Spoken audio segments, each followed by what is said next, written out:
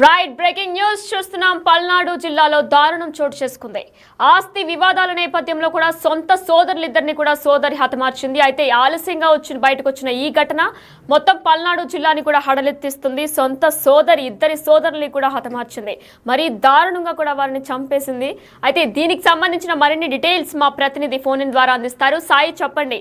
అయితే ఇదొక దారుణం అనే చెప్పుకోవాలి. ఎందుకంటే కూడా సొంత సోదరులు ఇద్దరిని కూడా ఆమె ఆలస్యంగా బయటకు వచ్చినా సరే ఈ విషయం ఇద్దరు సోదరుల్ని కూడా ఆమె హతమార్చింది. మరైతే ఎప్పుడు వచ్చింది ఈ ఘటన, బయటకు వెలుగులోకి ఎప్పుడు వచ్చింది, దీని గురించి ఏమైనా డీటెయిల్స్ ఉన్నాయా?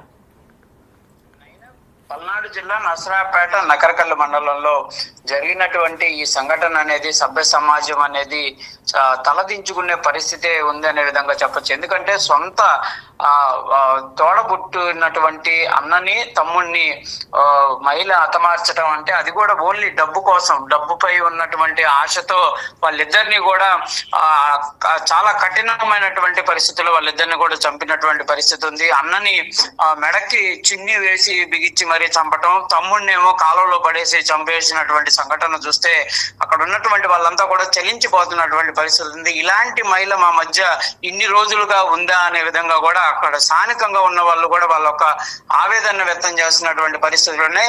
ఓన్లీ చనిపోయిన తండ్రి ఏదైతే ప్రభుత్వ ఉద్యోగం చేయడం జరిగింది, ప్రభుత్వ ఉపాధ్యాయుడిగా చేశారు. ఆయన చనిపోయిన నేపథ్యంలో ఆయన నుంచి వచ్చేటటువంటి బెనిఫిట్స్ ఏవంటే ఉంటాయో ఆ బెనిఫిట్స్ కోసమే చేసినటువంటి పరిస్థితి ఉందనే విధంగా చెప్పొచ్చు. దాంట్లో అన్న కానిస్టేబుల్ గా కూడా చేస్తున్నారు. అంటే పోలీస్ డిపార్ట్మెంట్ కి సంబంధించిన వారి దగ్గర మాట్లాడాలన్నా కనీసం అంటే అన్నదమ్ముళ్ళు ఉన్నా కూడా కొంత ఇబ్బంది, భయపడతారు ఆడవాళ్ళు. అలాంటిది ఒక కానిస్టేబుల్ ని పూర్తి ప్లాన్డ్ గా తనకి మద్యం తాగించడం, తర్వాత అతను మత్తులోకి వెళ్ళినటువంటి సమయంలో మెడకు చున్ని బిగించడం, అతన్ని బిగించి హత్య చేయడం, ఇదంతా చూస్తే ఆమె ఒక ఆలోచన విధానం అనేది ఎంత క్రూయల్ గా ఉందనేది కూడా అర్థమవుతుంది. ఇలాంటి మహిళలు సమాజానికి కూడా ఇబ్బందికరం అనే విధంగా కూడా స్థానికులు అయితే చెప్తున్నటువంటి పరిస్థితి. ఏదైనప్పటికీ మాత్రం జరిగినటువంటి సంఘటన అనేది మాత్రం నసరాపేట మొత్తం కూడా ఒక కలకలం సృష్టిస్తుందనే విధంగా చెప్పొచ్చు. ఇదంతా కూడా సంఘటన వెలుగులోకి రావడానికి కారణం గోపికృష్ణ ఎవరైతే ఉన్నారో అతను కానిస్టేబుల్ గా బండ్ల మోటలో చేస్తున్నారు. అతను గత కొద్ది రోజులుగా కూడా విధులకు హాజరవబోతున్న నేపథ్యంలో ఎస్ఐ మెమో ఇవ్వడం జరిగింది. ఆ మెమోకి కూడా అక్కడి నుంచి సమాధానం రాకపోవడంతో వాళ్ళు ఏం జరిగింది అనే దానికి సంబంధించి డిపార్ట్మెంట్ పరంగా కొంతమంది వెళ్ళి విచారణ చేపట్టడం జరిగింది. అయితే ఆమె చనిపోయాడు అనే విధంగా చెప్తే అది అనుమానాస్పదమైనటువంటి మరణంగా కూడా వాళ్ళైతే నమోదు చేసుకోవడం, దానికి సంబంధించినటువంటి అంశం పైన వాళ్ళు దృష్టి పెట్టి విచారణ చేపట్టారు. ఈ నేపథ్యంలోనే ఈ సంఘటనలన్నీ కూడా వెలుగులోకి రావడం జరిగింది. ఆమెని పోలీసులు ప్రశ్నించగా జరిగినటువంటి సంఘటనలకు సంబంధించినటువంటి అన్ని వివరాలు కూడా పోలీసులకు అయితే చెప్పడం జరిగింది. అయితే ప్రస్తుతం కృష్ణవేణి ఎవరైతే ఈ రెండు హత్యలు చేసినటువంటి కృష్ణవేణి తనకు గతంలోనే పెళ్లి అవడం జరిగింది. భర్తకుతో కూడా కొంత విభేదాలు ఉండటంతో ఆమె ప్రస్తుతం అయితే తండ్రితో మొన్నటి వరకు ఉంది. తండ్రి జనవరిలో పక్షవాతానికి గురవటం, ఆయన తీవ్రమైనటువంటి అనారోగ్యానికి గురైనటువంటి నేపథ్యంలో జనవరిలో చనిపోయారు. ఆ జనవరి తర్వాత నుంచి జరిగినటువంటి సంఘటనలు ఇవన్నీ కూడా ప్రీ ప్లాన్డ్ గా చేసినట్టు కూడా క్లియర్ గా అయితే తెలుస్తున్నటువంటి పరిస్థితులు ఉన్నాయి. మొత్తంగా చూస్తే మాత్రం ఒక ఆస్తి కోసం అన్నదమ్ములిద్దరిని చంపినటువంటి మహిళకు సంబంధించినటువంటి విచారణ అయితే ప్రస్తుతం కొనసాగుతుంది. కఠినమైనటువంటి శిక్షలు కూడా అమలు చేస్తామనే విధంగా కూడా పోలీసులు చెప్తున్నారు. మొత్తంగా మాత్రం చూస్తే ఒక కుటుంబంలో ఉన్నటువంటి పేగు బంధానికి సంబంధించినటువంటి అంశాలు కూడా ప్రస్తుతం డబ్బు ముందు దిగదింపులు అయిపోతున్నాయి అనే విధంగా కూడా ఈ సంఘటన చూస్తే మాత్రం క్లియర్ గా అర్థమవుతుంది. సమాజం అనేది ఇలాంటి అంశాలపైన చాలా తెలుసుకోవాలనే విధంగా కూడా చాలా మంది చెప్తున్నారు. ఎందుకంటే డబ్బు అనేది ప్రధానం కాదు. తర్వాత ఇప్పుడు డబ్బు వచ్చింది, ఆమెకు బాగానే ఉంది, కానీ ఆమె పైన ఈ అత్యాచార నేరాలు ఉన్నాయి.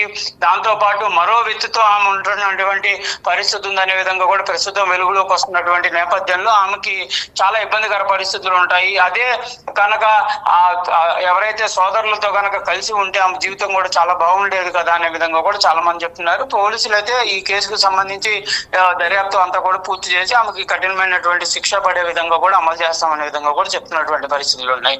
నైనా, అయితే శంకర్, మనం చూసుకున్నట్లయితే కృష్ణవేణి ఒక్కరే ఈ ఘాతుకానికి పాల్పడ్డారా, లేదంటే కృష్ణవేణి భర్త కూడా సహాయం చేశారా? అంటే ఇద్దరిని హతమార్చడం ఒక్క మహిళ వల్ల అంటే కష్టం కాబట్టి అంటే ఎవరైనా సహాయం చేశారా ఆవిడకి? దీనికి సంబంధించి ఏమైనా డీటెయిల్స్ ఉన్నాయా మీ దగ్గర?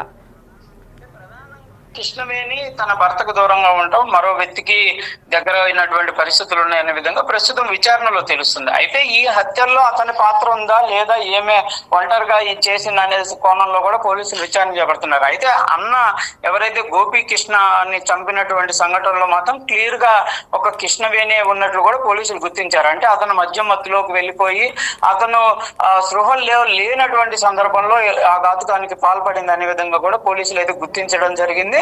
అప్పుడు మాత్రం ఆ సంఘటనలంతా కూడా కృష్ణవేణి ఒకటే ఉన్నట్టు చెప్తున్నారు. కాకపోతే తమ్ముడికి సంబంధించి కాలువలో పడేసినటువంటి నేపథ్యంలో ఎలాంటి జరిగింది, ఆమెకు ఎవరైనా హెల్ప్ చేశారా, ఎవరైతే ఈ కృష్ణవేణి ఎవరికైతే ఇప్పుడు దగ్గర అయినటువంటి పరిస్థితి ఉందో ఆ వ్యక్తి యొక్క సహాయం పొందిందా, లేకపోతే అసలు వీళ్ళిద్దరిని చంపేసిన తర్వాత ఆమె ఏ విధంగా వాళ్ళని కర్ణం చేయడం జరిగింది, దాంట్లో ఎవరి పాత్ర ఉంది, ఇవంతా కూడా బయటికి రాకుండా ఎవరైనా ప్రీ ప్లాన్డ్ గా ఈమెకి ఇవంతా కూడా చెప్పారనే కోణంలో అయితే ప్రస్తుతం దర్యాప్తు జరుగుతుంది. ఈ కేసులో ప్రస్తుతానికైతే కృష్ణవేణిని మాత్రం అదుపులోకి తీసుకున్నటువంటి పరిస్థితులు ఉన్నాయి. మరియు మిగిలిన వాళ్ళ సహాయ పాత్రకు సంబంధించినటువంటి కోణంలో అయితే ప్రస్తుతం దర్యాప్తు జరుగుతుంది.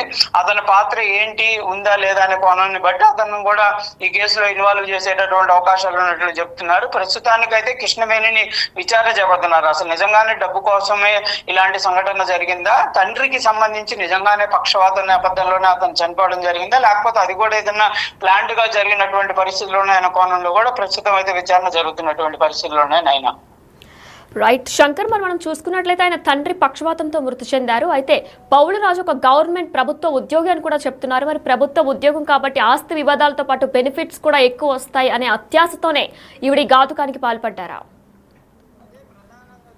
ప్రభుత్వ ఉద్యోగం చేస్తున్నటువంటి తండ్రి చనిపోతే కంపల్సరీగా పెన్షన్ బెనిఫిట్స్ రావడంతో పాటు ఉద్యోగానికి సంబంధించినటువంటి అంశాలు కూడా వచ్చేటటువంటి అవకాశాలు ఉంటాయి. అయితే ఆయనకి సంబంధించి సర్వీస్ ఎలాంటి పరిస్థితులు ఉన్నాయి, ఆ సర్వీస్ ప్రకారం ఏ విధంగా చేయడం జరిగింది అనే దాని కోణంలో మాత్రం ఆయనకు బెనిఫిట్స్ ఏ విధంగా వస్తాయనేది చూడాలి. ఏదైనప్పటికీ మాత్రం ఒక ప్రభుత్వ ఉద్యోగి చనిపోతే కంపల్సరీగా లక్షల రూపాయలే పెన్షన్లు వచ్చేటటువంటి పరిస్థితులు ఉంటాయి. కాబట్టి ఆమె అనుభవించాలి అంటే ఇంకెవరు అడ్డు ఉండకూడదు. కాబట్టి ఇలాంటి ఘాతుకానికి పాల్పడ్డట్టు కూడా క్లియర్ గా తెలుస్తుంది. ఎందుకంటే ఒకవేళ కనుక తమ్ముడు గాని అన్న గాని బతుకుంటే ఆ తండ్రి నుంచి వచ్చేటటువంటి అంటే ఉద్యోగరీత్యా వచ్చే బెనిఫిట్స్ కానీ ఆయన సంబంధించినటువంటి అసెట్స్ వాళ్ళకు కూడా షేరింగ్ ఇవ్వాల్సినటువంటి పరిస్థితులు ఉంటాయి. కాబట్టి మొత్తం తానే అనుభవించాలనే విధంగా కృష్ణవేణి ఈ ఘాతుకాన్ని పడ్డబట్టు తెలుస్తుంది. అయితే తన ఒక్క ఆలోచనైనా లేకపోతే తన ఒక్క ప్రియుడిగా చెప్తున్నటువంటి వ్యక్తి ఏమన్నా ఇందులో ఆమెని ఇన్వాల్వ్ చేసి ఆమెను క్లియర్ గా మెస్మరైజ్ చేసినటువంటి పరిస్థితులు ఉన్నాయనే కోణంలో కూడా ప్రస్తుతం అయితే విచారణ చేపడుతున్నారు.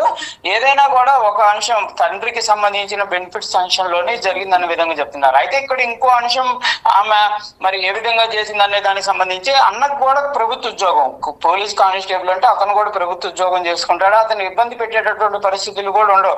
కానీ ఒకవేళ అతను ఏమన్నా పోలీస్ డిపార్ట్మెంట్ లో ఉన్నాడు కాబట్టి కంపల్సరీగా ఈ బెనిఫిట్స్ లో అతను లబ్ధి పొందేటటువంటి అవకాశాలు ఎక్కువగా ఉంటాయి అనేటటువంటి ఒకే ఒక ఆలోచనతో ఇలాంటి కుట్రపూరితమైనటువంటి ఆలోచన చేసిందనే విధంగా కూడా తెలుస్తున్నటువంటి పరిస్థితి ఉంది. ఏదైనప్పటికీ మాత్రం కృష్ణవేణి ప్రస్తుతం చేసినటువంటి ఈ జంట హత్యలకు సంబంధించినటువంటి అంశం అయితే ఒక కలకరంగా మారిందనే చెప్పొచ్చు. ఎందుకంటే సొంత అన్నదమ్ములను చంపడానికి అసలు చేతులు ఎలా వచ్చాయి అనే విధంగా కూడా అనేక మంది అయితే దీనిపైన తీవ్రమైనటువంటి ఆవేదన కూడా వ్యక్తం చేస్తున్నటువంటి పరిస్థితులు ఉన్నాయి. Naina right, thank you Shankar.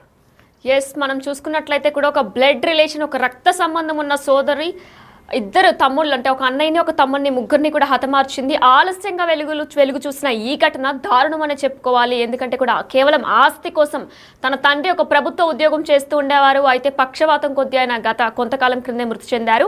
పక్షవాతం కింద మృతి చెందడంతో ఆయన ప్రభుత్వ ఉద్యోగి కాబట్టి ఆయనకు వచ్చే కొన్ని బెనిఫిట్స్తో పాటు ఆస్తి కూడా మొత్తం కూడా తనకే వస్తుంది అని ఆలోచింపజేసి మొత్తం ఈ నేపథ్యంలో అన్నయ్యని తమ్ముడిని ఇద్దరిని కూడా హతమార్చింది. అయితే ఆలస్యంగా ఈ ఘటన అయితే వెలుగులోకి వచ్చింది.